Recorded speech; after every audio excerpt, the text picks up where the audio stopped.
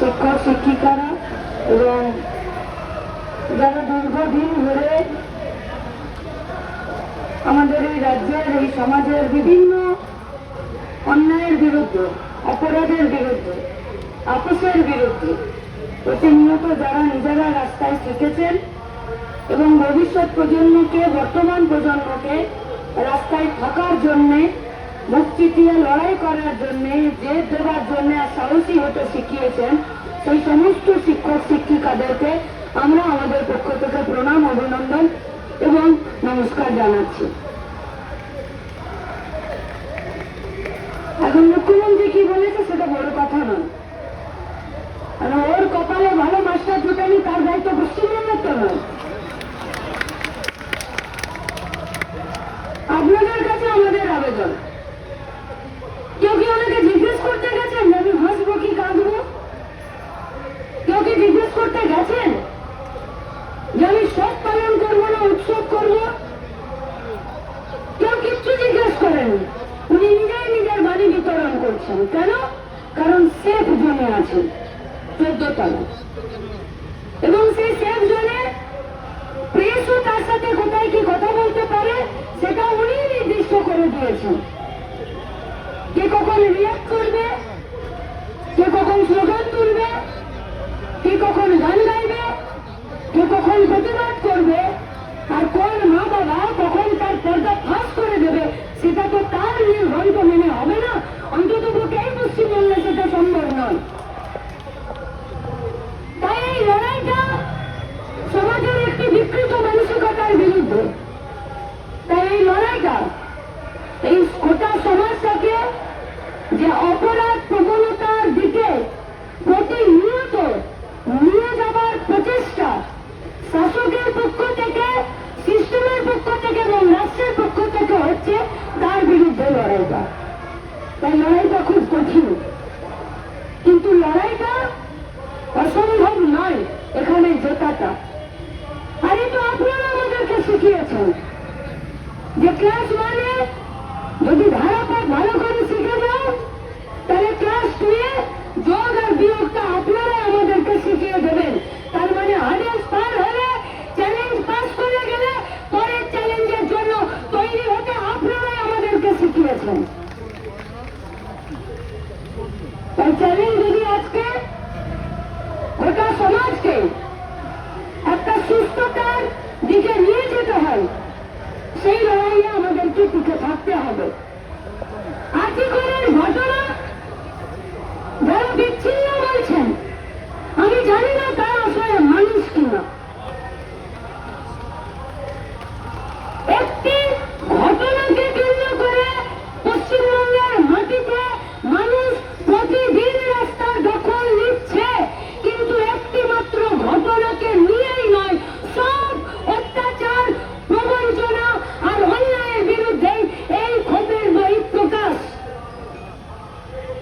গোটা সমাজকে মানুষ হিসাবে মেয়েদের না বলা শোনার অভ্যাস করতে হবে। এইটাই আজকের দিনে আমাদের কাছে চ্যালেঞ্জ। এক আধিপত্যবাদের মনোভাব, কর্তৃত্বের মনোভাব, স্বৈরাচারের মনোভাব, যে মনোভাব শেষ কথা বলছে।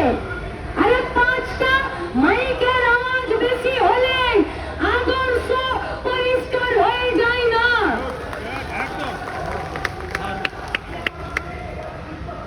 দুটো দামি টেন্ট খাটালে যে লক্ষ্যে লড়াই, যে আদর্শের পথে লড়াই, সেই লক্ষ্য, সেই আদর্শ বদলে যেতে পারে না। তাই লড়াইটা যখন আদর্শগত পথে হয়, লক্ষ্যটা যখন আদর্শে অবিচল থাকা হয়, সেই লড়াইয়ে জাঁকজমক কতটা আছে তার থেকে বেশি আমাদের কাছে যেটা উপাদান সেটা হলো আমাদের জেদ কতটা আছে আর আমাদের মাথাটা কতটা পরিষ্কার আছে। এই ভারতবর্ষে বাপ মেয়ের রেপ করে, তার মানে এটা একটা মানসিকতা। এই ভারতবর্ষে যদি কোনো মেয়ে ধর্ষণ হয় তাহলে সেটাকে ক্লিনিক্যালি স্ট্যাবলিশ করতে হয় না যে এটা ওর ধর্ষণ হয়েছে। আমার ইচ্ছের বিপরীতে আমার দিকে তাকানোটাও আমি আমার শ্লীলতা হানি বলেই মনে করি। সমাজ এগোচ্ছে, এগোবে, প্রযুক্তিও এগোচ্ছে, এগোবে, কিন্তু তাই বলে যতগুলো বিকৃত মানসিকতা আছে সেই মানসিকতাকে নিয়ে কেউ প্রভু সেজে বসে আমাদেরকে প্রেসক্রিপশন রেডি করে দেবে সেইটা আমরা মানতে পারি না। আজকে আছি করে রাতভর ডাক্তার মেয়েকে রেপ হলো বলে রাজ্যের শাসক বলছে যে তুমি রাতে বেরিও না। এই ভারতবর্ষে তো বাপও মেয়ের রেপ করে, তাহলে কি আমি আমার বাবার সাথেও বাড়িতে থাকবো না? এই পশ্চিমবঙ্গে নিদান হচ্ছে যে তুমি যে ফ্লোরে থাকবে সেই ফ্লোরে জল খাবে, সেই ফ্লোরে তুমি বাথরুমে যাবে। তোমার ক্যাম্পাসে কে ঢুকবে? যেটা রাজ্যের মুখ্যমন্ত্রী। আসলে তৃণমূল কংগ্রেসের দৌড় যতদূর তার বুদ্ধিও ততদূর। তাই তিনি এই প্রেসক্রিপশন করেছেন 17 দফাতে। তিনি বলে দিচ্ছেন আমার ক্যাম্পাসে কে ঢুকবে তার শ্বাসের পরীক্ষা হবে, তার সোয়াবের টেস্ট হবে, তারপরে সে ঢুকবে। আমার এখানে দুটো প্রশ্ন। কলকাতা থেকে শুরু করে গ্রাম অপসরে যারা রাস্তায় রাত আর দিন কাটাতে বাধ্য হয়, একটা পুতুলিতে সংসার যাপন করতে বাধ্য হয়, তার ক্যাম্পাসে ঢোকার জন্য কে সোয়াব টেস্ট আর কে নিঃশ্বাসের টেস্ট করাবে? কে? আর একটা কাজের জায়গায় কর্মক্ষেত্রে ধরে নিন আমি যদি আজকে একটা দিদিমণির কাজ পেয়ে যেতাম, তাহলে কি আমি আমার মাস্টারমশাইকে সন্দেহের চোখে দেখতাম যে এর সাথে আমার কাজ করা উচিত নয়? এ আমার মাস্টারমশাই, ইনি আমার পিতৃসম, ইনিও আমার দিকে নোংরা দৃষ্টিতে তাকাচ্ছেন। আসলে অপরাধকে, অপরাধ প্রবণতাকে ঘুরিয়ে এইটাকেও একটা জেনারেলাইজ করার চেষ্টা করা চলছে। এই লড়াইটা তারই বিরুদ্ধে। আর রাজ্যকর ঘটনাতে এ তো পরতে পরতে দুর্নীতি। এ কোথায় दुर्नीति नहीं? पहले तो सुना गया था कि हॉस्पिटल में जो गार्बेज निकलता है वो म्यूनिसिपैलिटी से और कॉर्पोरेशन से आता है और वही गार्बेज सेंटर पर ले जाता है। यहाँ तो ये सुनने को मिला कि मेडिकल कॉलेजের প্রিন্সিপাল সন্দীপ ঘোষ তিনি ওই গার্বেজ বিক্রি করে নিজের পকেট গরম করেছেন। সেদিনও স্বাস্থ্যমন্ত্রীর নাম মমতা ব্যানার্জি ছিল। 100 পাতা दुर्नीति, 1000 पाता दुर्नीति रिपोर्ट कहां पर है? नहीं मालूम हेल्थ डिपार्टमेंट को? नहीं पता? পশ্চিমবঙ্গের প্রতিমন্ত্রী যিনি স্বাস্থ্যের আছেন, যিনি পূর্ণমন্ত্রী আছেন, তারা জানেন না? কে দিয়েছেন? আপনারা না? কোন রোগী না? কোন পলিটিক্যাল অর্গানাইজেশন না? কোন ক্লাব, কোন গোষ্ঠী, কোন ব্যক্তি না? যিনি 1000 পাতা দুর্নীতির রিপোর্ট প্রিন্সিপালের বিরুদ্ধে দিয়েছেন তিনি আরজিকর হসপিটালের একজন কর্মী, স্বাস্থ্যকর্মী, এবং তিনি একটি ডিগনিটি হোল্ড করেন সেই ধরনের একজন কর্মী। কোথায় গেল 1000 পাতা দুর্নীতির রিপোর্ট, যেটা ভিজিলেন্সে পড়ে পড়ে সেখানে আজকে ধুলো বসছে? একজনকে ধরে নিল जिसका नाम है संजय। आज के पूरा हॉस्पिटल चत्वरे जहां पर भी जाइए 2 रुपए का टिकट लेकर 19 से 150 रुपए जोड़ना पड़ता है, तब जाके हॉस्पिटल के डॉक्टर के रूम तक जाया जा सकता है। किंतु सही हॉस्पिटल में একটা ইনফেকশন ডিপার্টমেন্ট, একটা সংরক্ষিত সুরক্ষিত ডিপার্টমেন্ট, সেখানে একটা সিভিক ভলেন্টিয়ার নিজের বাপতুল্য পুরুষের জমিদারি ভেবে কানে হেডফোন গুঁজে রাত 3টের সময় ঘোরাঘুরি করছে। জবাব দিতে হবে না পুলিশ মন্ত্রীকে? জবাব দিতে হবে না তৃণমূলকে? যে ডেড বডিটা যখন পুড়িয়ে দিলেন, কেন তার বাড়ির বাপ মা কাকা কাকিমা নিজের বুকে একটা ব্লাড রিলেশনে মানুষের একটা সই থাকবে? সরে আসতে পারবেন জবাবদিহি থেকে? কোন আজকেলে পুলিশকে নিয়ে চলে গেলেন ওর বাড়িতে পয়সা দিতে? আরে সব বাপ মা নিজের ছেলে মেয়ের লাশের সৌদা করে না। এটা আনিস খানের বাবা আর রাজ্যি করে ডাক্তারের মা বাবা বুঝিয়ে দিয়েছে যে সব লাশকে কেনা যায় না। তারপর উনি প্রকাশ্যে বললেন যে আমি 10 লাখ টাকা দিতে পারি। মা বাবারা বললেন যে ওনারা আগেও টাকা দিতে চেয়েছেন, ঘোষণাও করলেন। তিনি ব্যাখ্যা করছেন যে আমি টাকা দেবার কথা এরকম এরকম বলিনি। তাহলে যাকে টাকা দিয়ে পাঠিয়েছিলেন তিনি কেন সামনে এসে বলছেন না যে না আমি তো টাকা দিতে চাইনি? তাহলে আপনার নাম খারাপ করার জন্য আপনার পুলিশ ডিপার্টমেন্টে যদি কেউ গেছিল তিনি বলে দিন যেটা দিদিমণির কোনো দোষ নেই। কিন্তু আজকাল হসপিটালের প্রিন্সিপাল তিনি যখন হসপিটালের ভেতরে ঘুরে বেড়াতেন, একজন সরকারি কর্মী, একজন সরকারি হসপিটালে মেডিকেল কলেজের একজন প্রিন্সিপাল, তিনি কিন্তু আবার নিজের পকেটের টাকা দিয়ে নাকি কোন দুর্নীতির টাকা দিয়ে নিজের চারপাশে নিরাপত্তা রক্ষীদেরকে রেখে আর সেই কাজ করতেন, বাউন্সার রাখতেন, আমরা জানি না।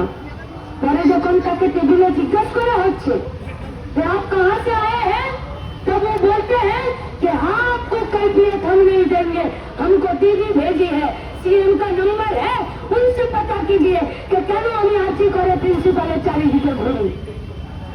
বুঝতে বাকি থাকছে? বুঝতে যদি বাকি থাকছে, আপনাদের কাছে আমাদের আবেদন, আপনারা অনেকে আছেন যারা গ্রামে স্কুলে পড়াচ্ছেন, একবার গ্রামের মায়েদেরকে মহিলাদেরকে জিজ্ঞেস করুন যে গোটা ভারতবর্ষের হেলথ সিস্টেমে, গোটা পশ্চিমবঙ্গের হেলথ সিস্টেমে আমাদের পশ্চিমবঙ্গের মায়েরা কেমন আছেন। আপনারা আমাদের শিক্ষক শিক্ষিকা, বাড়িতে যখন সকাল 10টায় স্কুলের ভাত খাইয়ে মারা স্কুলে পাঠিয়ে দিত, আর বিকেল 5টায় যখন বাড়িতে আসতাম তখন মা ঠাকুমা এরা বলতো ওই মাঝখানের সময়টায় মা হোক, বাপ হোক, ঠাকুমা হোক, বাড়ির গার্জেন হোক, স্কুলের ভেতরে যারা আছে তারা যা বলবে সেটাই তোমার কাজ, সেটাই তোমার আগামী দিনে জীবনে চলার পথ। তাই আপনাদের কাছে আমাদের আবেদন, rural hospital, medical health centre, মহকুমা health centre, hospital, state general হসপিটালগুলোতে যদি পারেন আপনারা আপনাদের স্কুলে যে বাচ্চারা আসছে তাদের যারা গার্জেনরা আছে একবার তাদের সাথে কথা বলে দেখুন। যা প্রতিদিন দুর্নীতির কথা কানে আসছে সেই কথা কানে এলে এবারে গা গুলোচ্ছে, ভয় করছে, উৎকণ্ঠা তৈরি হচ্ছে, আতঙ্ক তৈরি হচ্ছে। বাঁচতে পারবে তো এই পরিবেশে?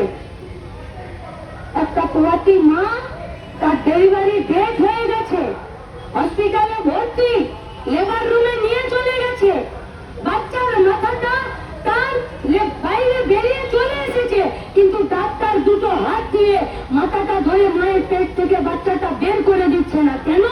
क्योंकि हॉस्पिटल में ग्लव्स का सप्लाई नहीं है और पेशेंट पार्टी को 2 जोड़ा ग्लव्स আনতে বলেছে, সে দুটো গ্লাভস আনছে না। তাই ডাক্তার পিছনে হাত দিয়ে দাঁড়িয়ে আছে যে বাচ্চাটা যেমন করে হোক মাই বের করে দিক, আমার হাতে গ্লাভস নেই, আমি বাচ্চাটার মাথা ধরে টেনে বার করতে পারছি না। আপনারা ট্যাক্স দেন না? আপনাদের দিয়ে হলো? সরকারের কাছে পয়সা আছে, তাহলে কেন হবে আমাদের হেলথ সেন্টার গুলো, কেন হবে আমাদের হসপিটাল গুলো এই অবস্থা? তার মানে থেকে পরিষ্কার বোঝা যাচ্ছে মর্গে দেহ পাচার হয়, কঙ্কাল পাচার হয়, অঙ্গ প্রত্যঙ্গ পাচার হচ্ছে। ফাঙ্গাস বানা স্যালাইন দিয়ে মেটিয়া বুরুজের 20 জন শ্রমিকের চোখ নষ্ট হলো, এক্সপায়ারি ডেটের ওষুধ স্যালাইন বিক্রি করে দিচ্ছে।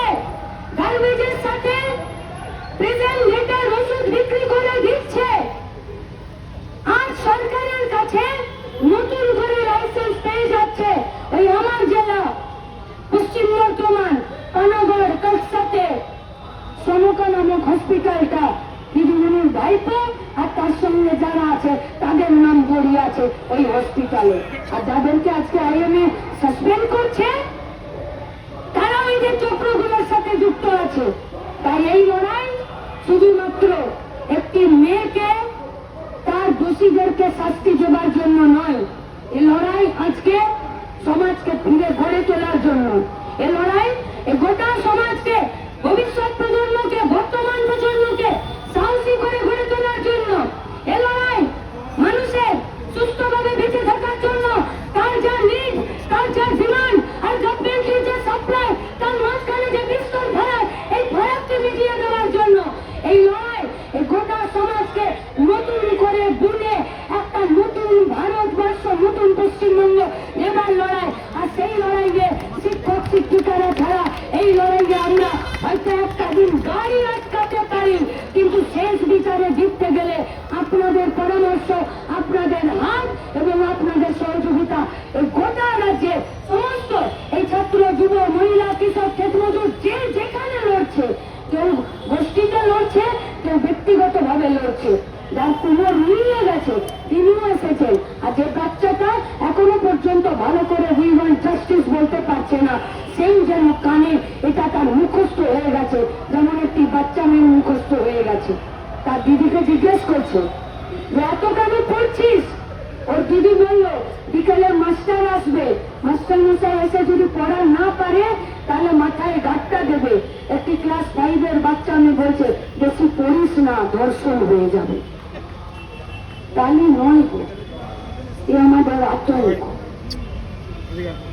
যে বাচ্চা মেয়েগুলো, যে বাচ্চাগুলো এতদিন পর্যন্ত দেশের পতাকা, দেশের জাতীয় গান, অঙ্ক, বাংলা, ইংরেজি শিখত, তারা আজকে ক্লাস 3-4 থেকে ধর্ষণ নামক শব্দটা শুনে শুনে তাদের কানে মুখস্থ হচ্ছে।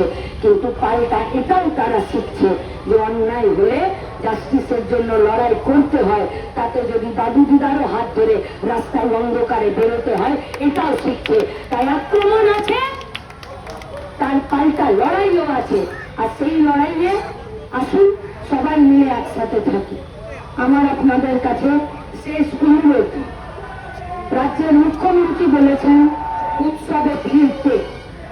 উৎসব কারো বাবার জমিদারি নয় যে কাউ ফিরতে বললেই ফিরবো আর ফিরতে না বললে ফিরবো না। আমাদের উৎসব হবে দ্রোহের উৎসব, আমাদের উৎসব হবে প্রতিবাদের উৎসব, আমাদের উৎসব হবে বিপ্লবের উৎসব। আর উৎসব শেখাতে লাগে না, এটা আমাদের মধ্যে ইনস্টিংক্ট আছে, আমরা শিখে যাই। কিন্তু কখনো কখনো এই শেখাতে ছড়িয়ে দিতে হয়। তাই শিক্ষক শিক্ষিকাদের কাছে আমাদের আবেদন, এবছর একটা জামা কাপড় একটু কম দামে কিনুন। এবছর একটা দিন পাড়ায় বাড়ির লোকজনদেরকে নিয়ে একটু কম বেরোন। এবছর একটা দিন ফুচকা স্টল থেকে শুরু করে রেস্টুরেন্টে একটু কম খাওয়া দাওয়া করি। এবছর আমার আত্মীয় পরিজনকে একটু কম উপহার দিন। এবছর আমার রং চুন করা, ঝাড়াই পোছাই করা আমার ঘর, আমার পাড়া, আমার কলতলা, আমার কোচিং সেন্টার, আমার বাস স্ট্যান্ড, আমার কোনো সাইকেল রিক্সা স্ট্যান্ডে আমরা আমাদের প্রতিবাদের কথা, we want justice, we demand for justice, fight for justice, নির্যাতিত দোষীদের শাস্তি চাই বলে আমরা আমাদের কথাকে আমাদের দেওয়ালে, আমাদের রাস্তায়, আমাদের পাড়া, আমাদের শহরে, আমাদের গ্রামে আমরা লিখে দিই। তাই যারা বিপ্লবকে, প্রতিবাদকে, দ্রোহকে ভয় পাচ্ছে, তাদের বুকে ভয়টার পার্মানেন্ট অ্যাডজাস্ট করে দেবার জন্য এই শারদ উৎসব, যাতে ওদের ঘরে ভয় ঢোকানোর জন্য যাতে আমাদের কাছে মূল সময় হয়ে ওঠে, তার জন্য আসুন আমরা সবাই মিলে এই কাজে, এই পুজোর 4টা দিন আর তার আগের কতগুলো দিন আমরা যাতে এই কাজে নিয়োজিত থাকতে পারি, এক থাকতে পারি, রাস্তায় থাকতে পারি, তার প্রতিজ্ঞা, শপথ, অঙ্গীকার এবং আপনাদের কাছ থেকে পরামর্শ, সহযোগিতা পাবার আশা করে, প্রত্যাশা করে আমি আমার কথা শেষ করছি।